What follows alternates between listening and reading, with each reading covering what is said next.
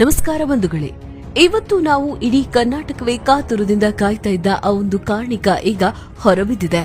ಅದೇ ವಿಜಯನಗರ ಜಿಲ್ಲೆಯ ಹೂವಿನಹಡಗಲಿ ತಾಲೂಕಿನ ಮೈಲಾರ ಲಿಂಗೇಶ್ವರ ಸ್ವಾಮಿಯ ಭವಿಷ್ಯವಾಣಿ ಅಂದ್ರೆ ಮೈಲಾರ ಕಾರ್ಣಿಕ. ಈ ವರ್ಷ 2026 ಕಾರ್ಣಿಕೋತ್ಸವ ಮುಗಿದಿದ್ದು, ಮೈಲಾರದ ಡೆಂಕನ ಮರಡಿಯಲ್ಲಿ ಗೊರವಯ್ಯ ರಾಮಪ್ಪನವರು ಬಿಲ್ಲನೇರಿ ಆ ದೇವವಾಣಿಯನ್ನ ನುಡಿದಿದ್ದಾರೆ. ಸಂಪಾಯಿತಲೆ ಪರಾಕ್ ಅನ್ನೋ ಈ ಎರಡೇ ಪದಗಳಲ್ಲಿ ಅಡಗಿರೋ ಆಳವಾದ ಅರ್ಥ ಏನು?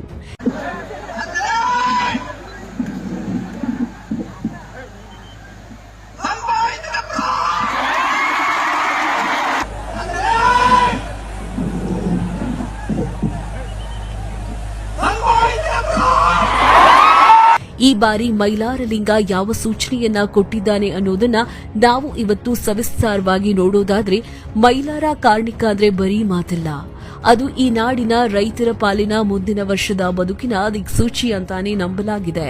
ಈ ಬಾರಿಯ ಕಾರ್ಣಿಕ ನುಡಿಯನ್ನ ವಿಶ್ಲೇಷಣೆ ಮಾಡೋದಾದ್ರೆ, ಈ ಸಂಪಾಯಿತಲೆ ಪರಾಕ್ ಅನ್ನೋದು ನಾಡಿಗೆ ಮಳೆ ಮತ್ತು ಬೆಳೆ ಸಮೃದ್ಧಿಯಾಗುತ್ತೆ ಅನ್ನೋದರ ದೊಡ್ಡ ಸಂಕೇತ. ಸಂಪಾಯಿತ ಅಂದ್ರೆ ಎಲ್ಲವೂ ಸಂಪೂರ್ಣವಾಗಿ ಸಮೃದ್ಧವಾಗಿ ಇರುತ್ತೆ ಅನ್ನೋದು ಅಜ್ಜ ಕೊಟ್ಟಿರೋ ಅಭಯ.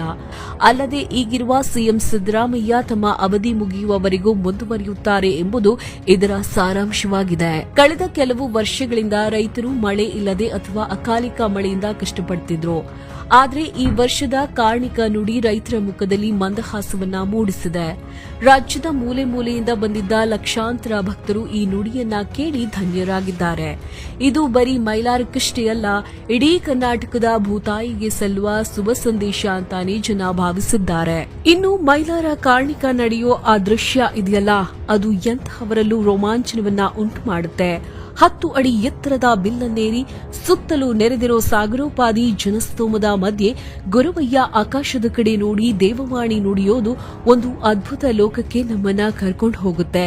ಅಲ್ಲಿರೋ ಆ ನಂಬಿಕೆ, ಆ ಭಕ್ತಿ ಮತ್ತು ಜನರ ಆವೇಶವನ್ನ ನೋಡಿದ್ರೆ ಈ ಮಣ್ಣಿನ ಸಂಸ್ಕೃತಿ ಎಷ್ಟು ಗಟ್ಟಿಯಾಗಿದೆ ಅನ್ನೋದು ಅರ್ಥವಾಗುತ್ತೆ.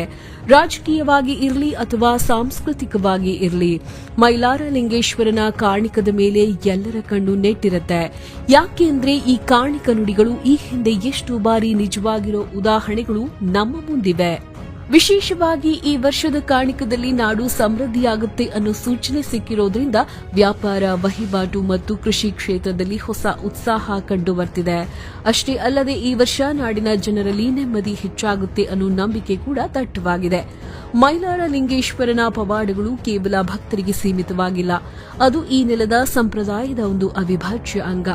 ರಾಮಪ್ಪ ಗುರುವಯ್ಯನವರ ಬಾಯಿಂದ ಬಂದ ಆ 2 ಪದಗಳು ಮುಂದಿನ 1 ವರ್ಷದ ಕಾಲ ಈ ನಾಡಿನ ಜನರ ನಾಲಿಗೆಯ ಮೇಲೆ ನಲಿತಾ ಇರುತ್ತವೆ. ದೇವಲೋಕದ ವಾಣಿಗೆ ಧರೆಗೆ ಇಳಿದು ಬಂದಂತಿರೋ ಈ ಮೈಲಾರ ಕಾರ್ಣಿಕ ನಮ್ಮ ಹೆಮ್ಮೆಯ ಸಂಕೇತ.